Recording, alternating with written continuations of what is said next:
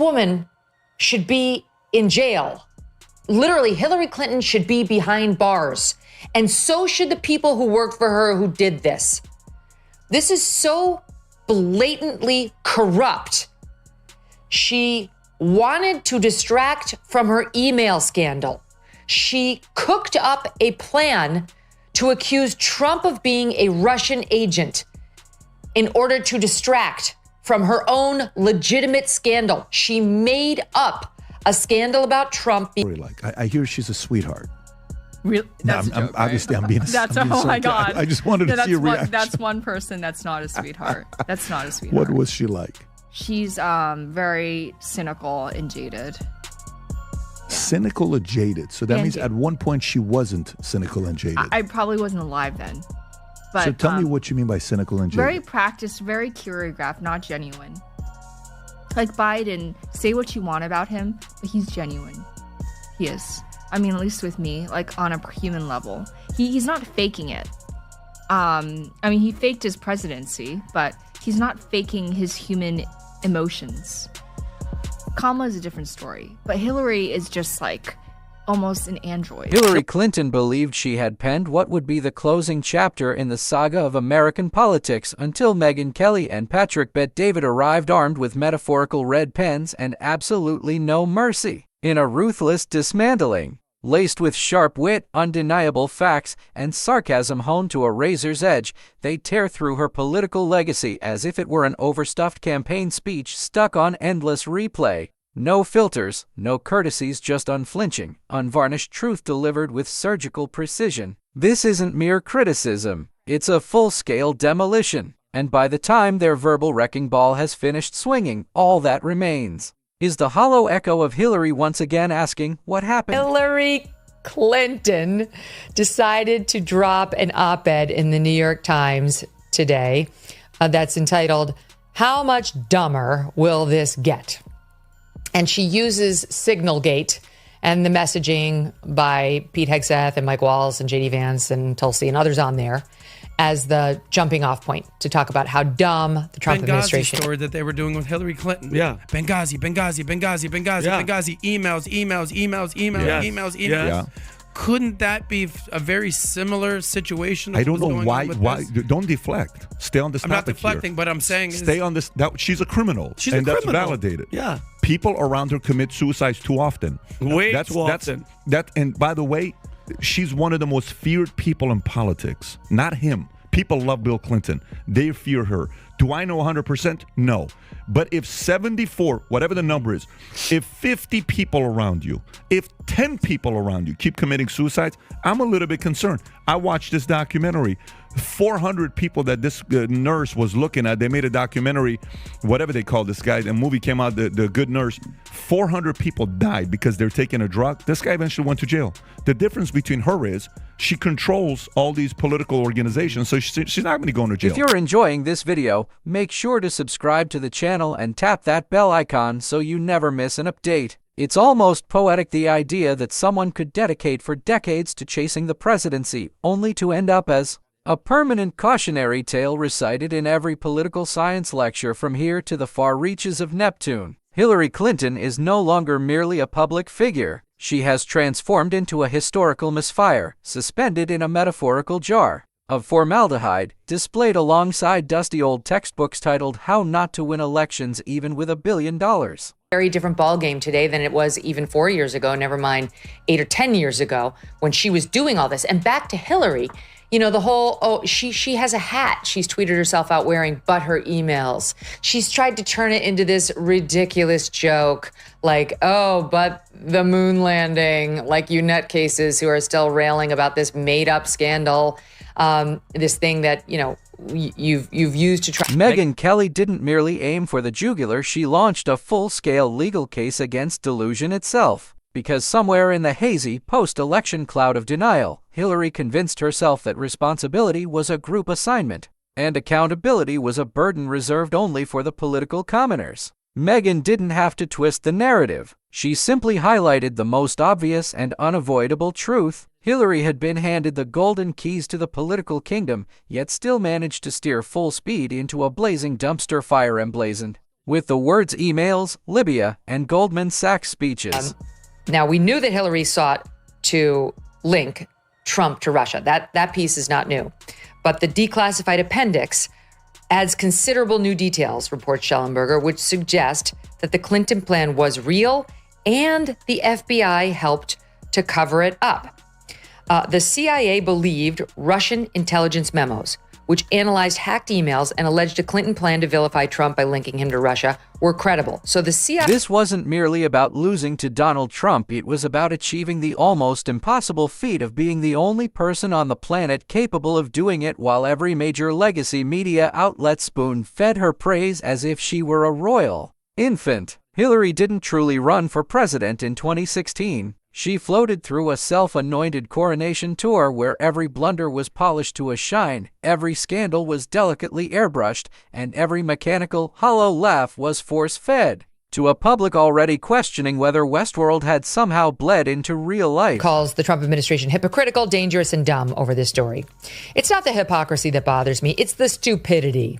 We're all shocked that President Trump and his team don't actually care about protecting classified information or federal record retention laws. I mean, this is so rich, given her history. What's much worse is that top Trump administration officials put our troops in jeopardy by sharing military plans on a commercial messaging app and unwittingly invited a journalist into the chat. Patrick Bet David didn't bother with sentimental jabs. He dove headfirst into full breakdown mode, as if he were auditing a corporation that had somehow transformed 2 decades of public service into a masterclass in public relations catastrophe. To him, Hillary Clinton was the political equivalent of Enron, glossy on the exterior, wrapped in power suits and loaded with buzzwords, yet beneath the surface, nothing but smoke, mirrors, and a foundation of ethical quicksand. If I have 10 people that at one point in my life were best friends, and prior to meeting me, they had never done cocaine before.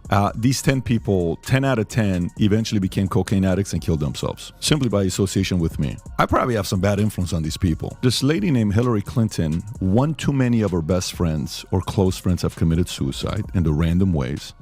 She is not the most trusted person, even by the left. She was supposed to be president. You were not. He laid out the pattern with surgical precision. Begin in the 1990s, when Hillary's political compass spun faster than a roulette wheel on the Las Vegas Strip. She wasn't crafting a lasting legacy. She was engineering a fortress built entirely out of plausible deniability. Her Senate campaign was less a heartfelt mission for the people of New York and more a meticulous resume-building exercise, like a corporate CEO quietly positioning herself for a lucrative merger. By the time she ascended to Secretary of State, foreign policy strategy was being tossed out with all the calculated brilliance of a dart game played during a blackout. Benghazi wasn't merely a tragedy. It was a blazing neon sign screaming, "Perhaps this is not the individual you want anywhere near the nuclear football," and yet Hillary dismissed it with the brand of arrogant nonchalance that only someone who has never been forced to truly answer for anything could conjure. Megyn wasn't buying it. She tore into the absurdity of a woman who touted herself as a champion for women's rights while simultaneously propping up a political machine that steamrolled over accusers as if they were nothing more than inconvenient PR hiccups. The hypocrisy wasn't subtle. It strutted into the room wearing a name tag and hosting a fundraiser. How dare she? She puts out this tweet, and it's a picture of her, a much younger Hillary, and the caption on the hat reads, "But her emails." And she writes in her tweet, "Bringing this back in light of recent news. Get a limited edition But Her Emails hat and support Onward Together groups working to strengthen our democracy." The nerve of this. Hillary Clinton morphed into the living embodiment of rules for the "but not for me," and Megyn made sure that not a single molecule of that irony slipped past unexamined. Then came the notorious private server, a technological monument to pure hubris. Hillary behaved as though cybersecurity laws were nothing more than polite suggestions, mere speed bumps on a backcountry road she was far too important to slow down for. Patrick dissected that fiasco like a Silicon Valley whistleblower reading aloud from a federal indictment. Classified government communications tucked away on a bathroom-based server as if it were nothing more than a Pinterest inspiration board. If a rookie IT intern ever pulled that stunt, they'd be demoted to handling tech support for a vape shop. But Hillary, she got a press conference. and a collective shrug. And then there was the Clinton Foundation, a nonprofit wrapped in mystery, marinated in foreign money. Just smile, nod, and pretend the check didn't arrive with strings attached that were longer than a Broadway musical score. This wasn't a charity. It was a currency exchange kiosk where political influence was the only coin that mattered. It's a very different ballgame today than it was even 4 years ago, never mind 8 or 10 years ago when she was doing all this. And back to Hillary, you know, the whole, she has a hat she's tweeted herself out wearing, but her emails. She's tried to turn it into this ridiculous joke, like, oh, but the moon landing, like you nutcases who are still railing about this made up scandal, this thing that, you know, you've used to try to unfairly tar me. Patrick wasn't impressed. He crunched the numbers. Speeches priced like Super Bowl commercials, donations timed with the precision of a Swiss watch, and every public appearance carefully dressed up as a philanthropic act of mercy. Hillary Clinton didn't just hold public office. She rebranded the very definition of public service, transforming it into a high-priced subscription model. You didn't simply cast a vote for her, you made an investment and crossed your fingers, hoping your returns didn't arrive in the form of a subpoena. By the time the 2016 election came barreling in, Hillary had all the political momentum of a glacier wedged in rush hour traffic. Her rallies felt like mandatory HR seminars. Her speeches sounded algorithmically engineered, and her authenticity had the shelf life of a carton of milk well past its expiration date. Megyn sliced into it with clinical precision, and still, she lost, not to a refined statesman, but to a man who approached debates like open casting calls for reality television and somehow electrified the very voter base Hillary had conveniently forgotten existed. She didn't lose because of Russian bots, targeted Facebook ads, or some cosmic alignment between Mercury and Jupiter. She lost because she believed losing wasn't possible. And arrogance like that doesn't simply stumble, it plummets, and it does so with theatrical flair. Between her is, she controls all these political organizations, so she's not going to go into jail. It's not going to be happening. How many people?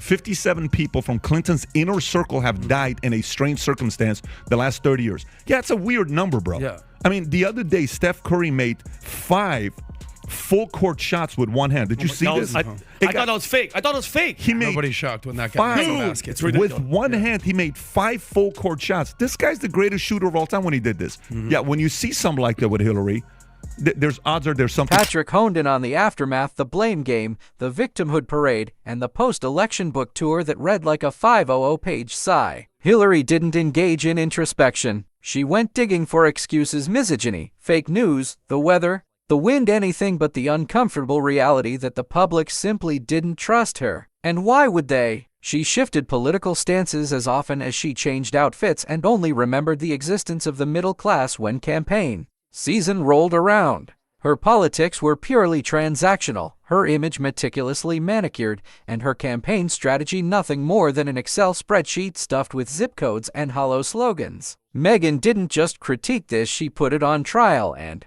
sentenced it to a decade's worth of memes and bargain bin Netflix documentaries. Hillary Clinton wasn't running to serve the people. She was delivering commentary nobody asked for, making desperate attempts to wedge herself into every news cycle like a broken pop-up ad. She became the ghost of elections past, drifting through political discourse with unsolicited takes and a trademark frown. Hillary Clinton isn't evolving, she's buffering, eternally trapped between relentless ambition and elusive self-awareness. By the way, this is the list that Epstein victims identified due by August 19th, a demanding full, complete, unredacted Epstein files with victims identified redacted by August 19th. Clinton's deposition is scheduled on October 14th. Hillary Clinton's October 9th. Comey 7th.